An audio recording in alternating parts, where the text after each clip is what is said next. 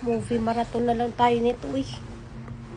New Year na matutulog mag-isa sa kama. Oh, wow, ang lawak ng kama. Mag-isa lang ako. O, diba? Mas masaya, oh. 4 yung pillows. Akin lahat.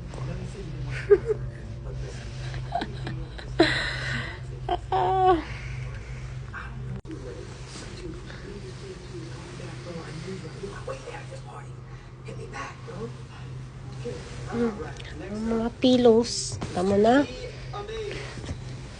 1, 2, 3, 4. Nakakaloka, di ba?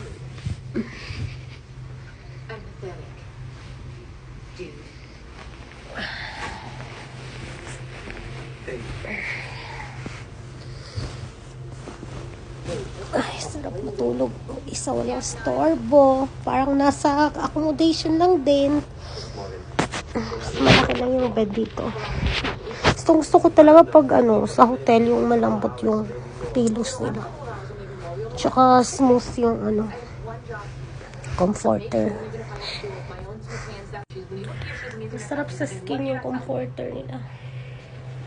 Super lamig. Pinalamig ko ng bongga para mas masarap pag nasa ilalim ka ng comforter tapos super cold.